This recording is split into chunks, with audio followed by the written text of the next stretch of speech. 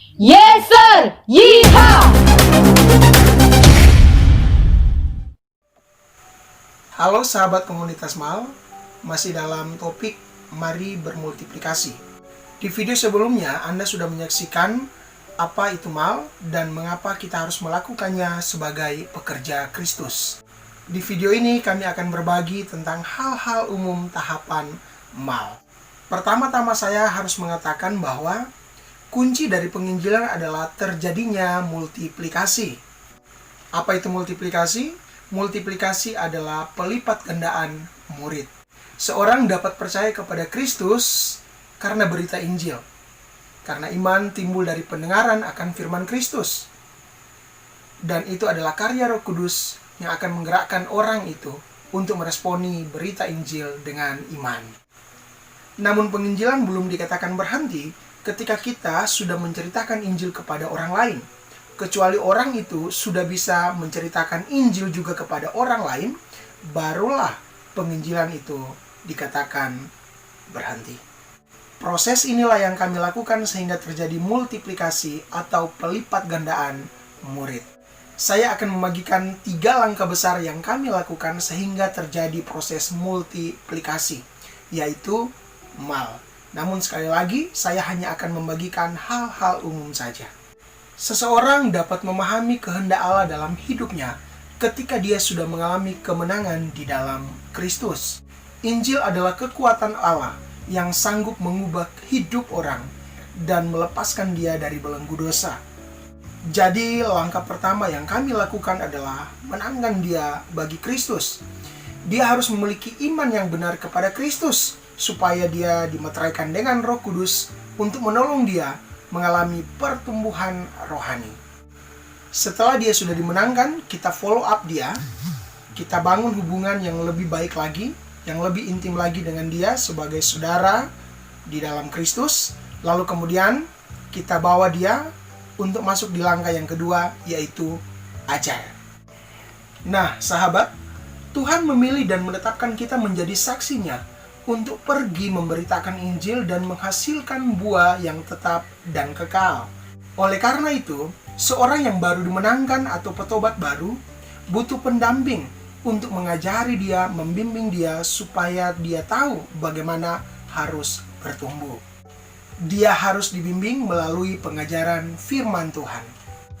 Maka ketika seseorang sudah dimenangkan kepada Kristus, kami membawa dia atau mengajak dia untuk masuk dalam kelompok kecil, menjadikan dia menjadi adik mentor kami, atau mencarikan kakak mentor baginya yang sudah lebih dahulu melewati proses MAL. Untuk mengajar orang itu dengan menggunakan bahan PA yang sudah ada atau yang sudah dibakukan menjadi kurikulum PA. Tugas dari mentor ini bukan hanya sekedar mengajari dia melalui PA, tapi membimbing dia untuk pembentukan karakternya dan juga memperhatikan kehidupannya sehari-hari. Sehingga mentor benar-benar dapat menjadi keluarganya, bukan hanya sekedar ada saat PA saja, atau hanya sekedar status sebagai kakak mentor. Setelah adik mentor melewati proses ini, maka kami melakukan langkah ketiga, yaitu latih. Dalam langkah ketiga ini, kami akan memperlengkapi adik mentor dengan sebuah metode penginjilan. Tentu mengikuti setiap langkah atau proses sesuai dengan kurikulum metode tersebut. Kami menggunakan metode EE4G atau Evangelism Explosion for Generation. Metode ini sangat membantu kami untuk dapat menjangkau anak muda supaya mereka dapat diperlengkapi bagaimana mereka dapat menjadi saksi Kristus dengan mengikuti kelas-kelas pelatihan. Ada tahapan-tahapan yang akan mereka lalui melalui metode ini.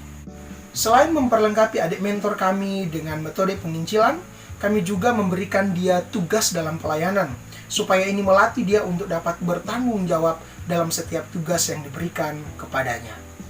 Hal penting lainnya yang kami lakukan kepada adik mentor kami adalah kami perlengkapi dia dengan skill-skill yang membantu dia dapat memenangkan jiwa bagi Tuhan, tapi juga dapat memperlengkapi orang yang sudah dia menangkan untuk menjadi murid Kristus, seperti yang kami lakukan pada dirinya.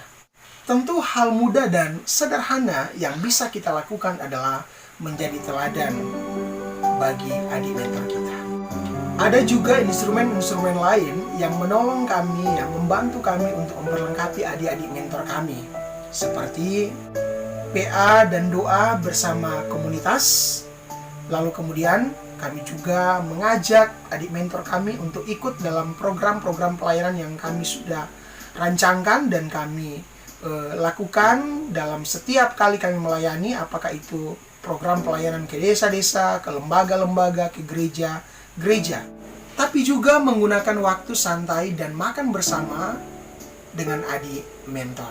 Hal ini sangat membantu untuk boleh membangun relasi yang lebih dekat lagi, dan kemudian di sela-sela kegiatan yang santai itu kami boleh menyisipkan seperti nasihat, pengajaran, lalu kemudian evaluasi-evaluasi yang kami dapati dari hasil pengamatan kami ketika dia boleh sama-sama dengan kami untuk melakukan proses MAL. Mulai dari dia diajar, lalu kemudian dia dilatih supaya dia boleh belajar mengenali, memahami apa yang menjadi kelemahannya dan kemudian apa yang menjadi kelebihannya dan apa yang terjadi dalam kehidupannya, perubahan-perubahan apa yang terjadi dalam kehidupannya. Nah, sahabat komunitas, kira-kira inilah 3 langkah besar yang kami lakukan untuk dapat melatih orang lain atau petobat baru supaya dia boleh menjadi murid yang dapat memuridkan. Di video berikutnya saya akan membahas topik mengapa kita harus memuridkan.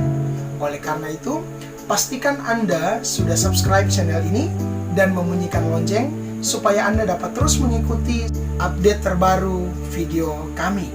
Dan kalau ada pertanyaan-pertanyaan, silakan ditulis di kolom komentar supaya saya bisa membaca dan saya akan mencoba untuk menjawabnya sesuai dengan pengalaman yang saya dan tim lakukan dalam memperlengkapi orang lain. Sampai jumpa dalam video berikutnya. Salam multiplikasi.